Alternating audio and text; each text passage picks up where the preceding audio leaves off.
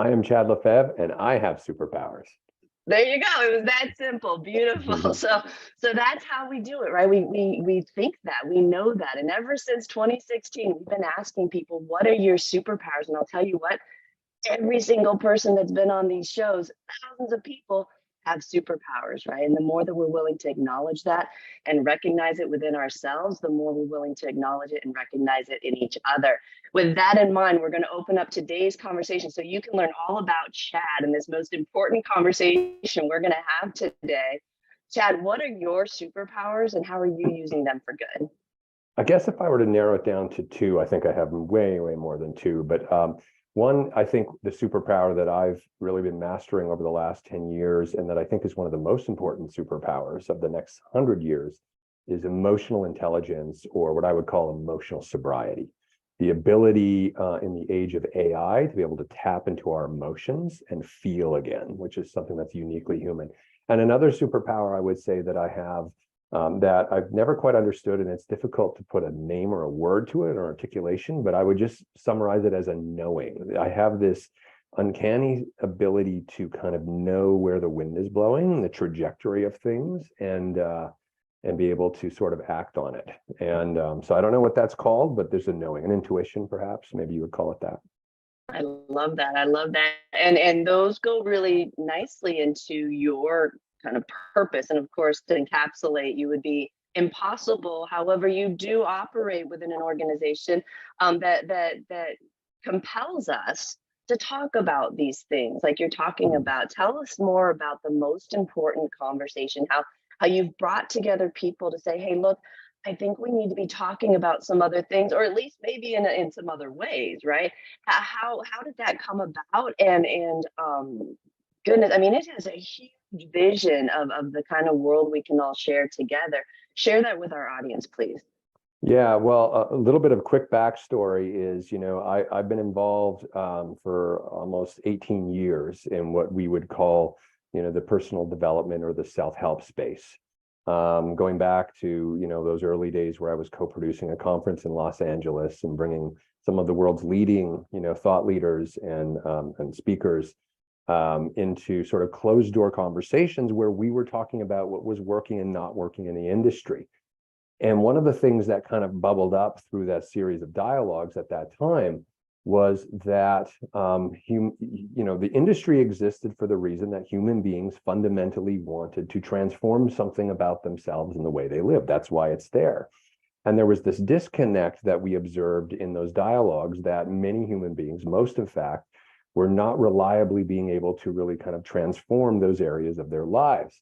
And then that fast forwarded me into a series of experiences over the years dealing with behavioral scientists, neuroscientists, et cetera, et cetera, et cetera. And I was really curious to getting to sort of the source issue of what is it that makes human beings come alive.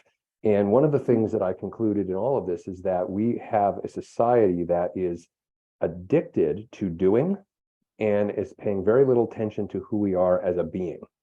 And so we get kind of stuck in this inertia, I guess, this energy of doing, this freneticism, and we kind of lose ourselves. It reminds me of what many Buddhist monks have said over the years. Our objective in life is to remember who we were when we were born. Well, who was that person, prior to all the conditioning, prior to all the systems and the structures?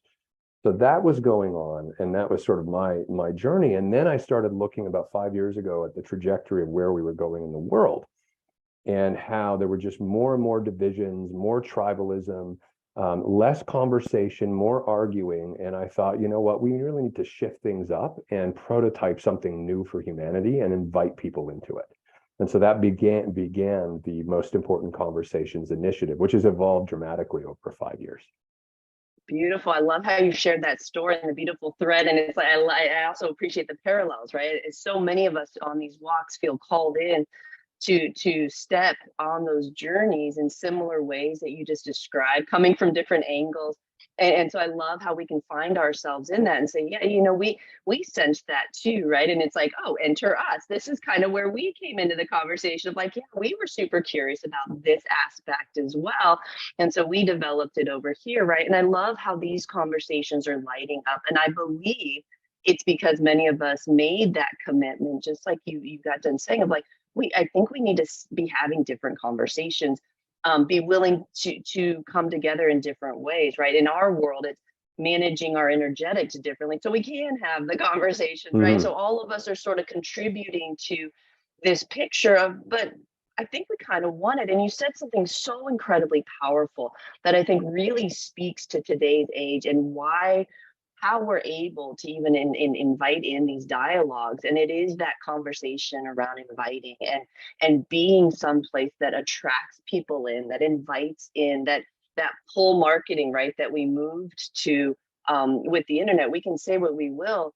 And one of the most amazing gifts that it's offered us, the social media concepts and the internet, is choice Mm. in a really interesting way, right? We talk a lot about the downsides of it. One of the really real huge positive benefits I've seen is it puts us back in this place of like, wait, hold on, like I can just click, right? Now, of course, with the energetics, we have to remember that we have choice to click, right? And that becomes a whole other dialogue. But it opens us up into this space where now you can say like we can talk about things that we would never dreamt of talking about together, Mhm. but to your point, we were doing it anyway, we just weren't doing it very well, right? We were just kind of Yeah. arguing about it.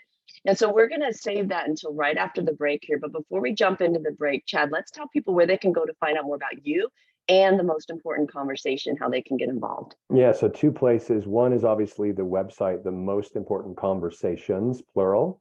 And then also Chad Lefevre, I have a Substack that people can go and find more of my personal writings and reflections around sort of what's behind all of this. Brilliant. I love that. So make sure you go and check that out, folks. Make sure you're also getting over to superpowerexperts.com if you want to know how to stay in that space so you can have these important conversations, whatever those might be in your world, those conversations that draw us closer together rather than dividing us even further, right? That call us into communion and co-creation so we can step forward together, which again is the celebration this month as we're looking at and celebrating the men of co-creation. And we will be right back after the break talking with Chad Lefebvre all about the most important conversations. We'll be right